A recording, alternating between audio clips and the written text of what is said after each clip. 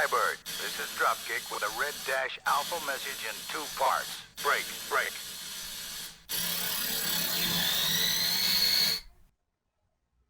Okay, let's try this again.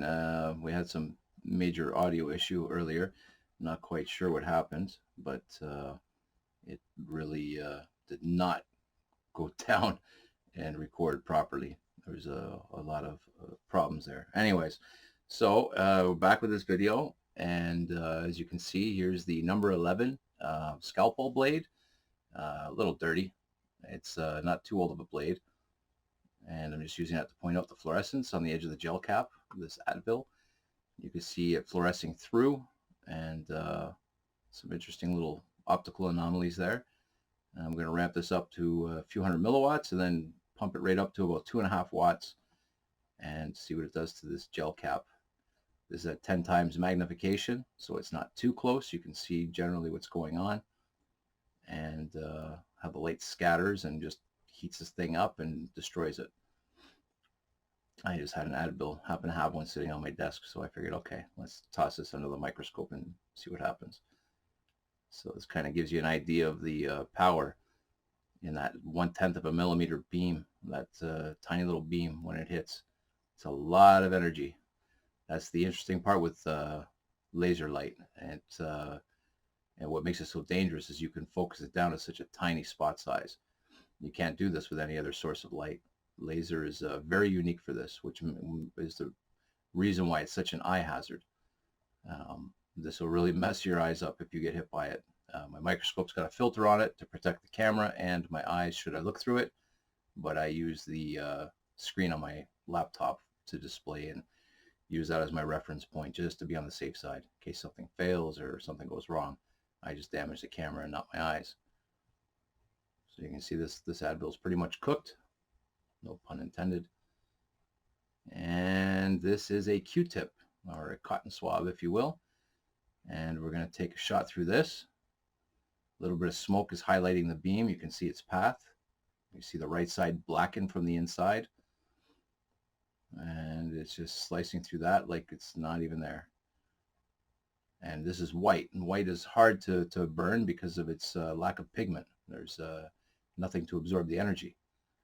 Misconception is people think laser beams are hot. And they're only as hot as the target and how much it can absorb that energy. This is a small sample of magnetite. It's about the size of this grains of sand, and it's resting on a magnet or attached to a magnet. And I'm have the same spot size, and I'm going to blast this with about 2.5 watts of laser energy. And the interesting that I noticed with this is, from what I've read, magnetite is basically iron ore, and this was obtained at the local freshwater beach at the lake and pulled out of the sand with a magnet. And straight out of the jar, under the light, it melts and it fuses all the little pieces together.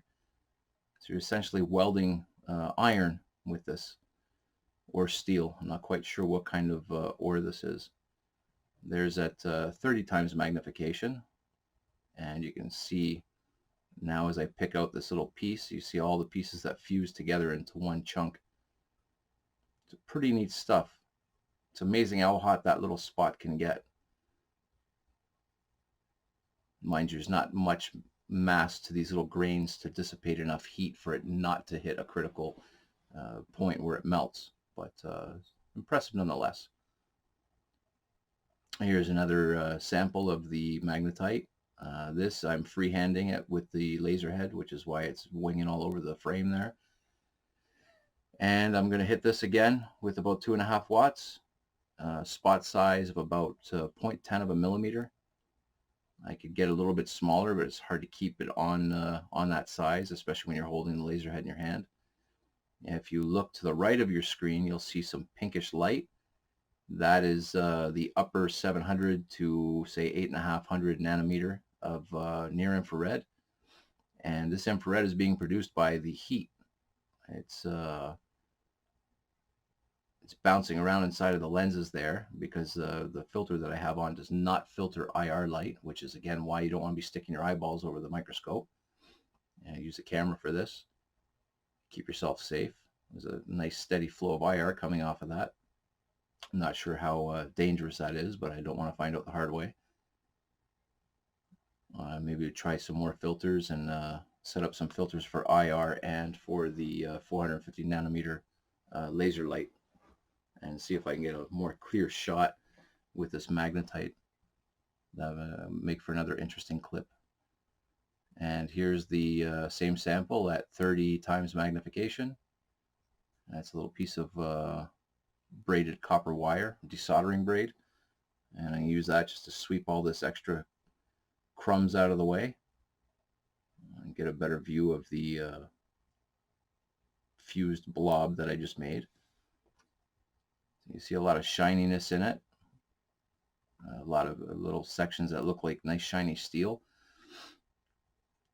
So what I read was iron ore, so I don't know if iron and steel are essentially the same thing or not, but it's a nice little sample. It's that is really tiny. That thing is probably only about a millimeter long, maybe a little less. So a very tiny crumb, but at 30 times, again, it's going to look a lot bigger than it is. So interesting stuff. Here is a copper desoldering braid and a little string of solder sitting on top of it. And I'm just heating up the copper. And as the solder melts, it's pulling the copper almost out of frame. And again, you can see the IR light coming through, generated from the heat from the copper in this case.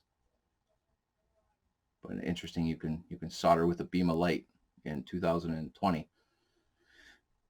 Pretty neat stuff. All of this, by the way, sitting on top of a razor blade, if you're wondering what the backdrop is there.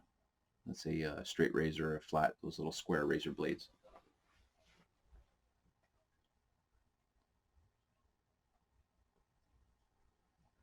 So I couldn't quite get it to flow like I wanted, but close enough. Here's a cheap plastic piece. Just some crappy common plastic you find in toys or whatever, flashlights, etc. I think this was part of a battery holder for 3 AAAs or something from a flashlight. You see the light pass straight through and in through that hole. The light's entering from the top and going towards the center. It just melts through it like nothing. I also run a fume extractor, a small fume extractor on your bench, because you do not want to breathe fumes created by ablation, by light. It can add a bunch of more chemicals that normally wouldn't be there, which are carcinogenic. And here I slowed it down a little bit by turning back the power, maybe to about 1.5 watts, maybe 1.25 watts, just to watch it slowly pass through. Too much, and I turn it up and you get a flame, you see. You got to watch. Class 4 lasers are quite the fire hazard, and you don't want that burning up underneath your microscope there. Here's a pass, same thing, but with the light off. I figured maybe you'd see something a little extra there. And that's it. So thanks for watching. Don't forget to rate, subscribe, and click that notification bell. I'll be trying to upload at least 1 video a night. Maybe every couple of nights. We'll see how it goes. Thanks again. Take care.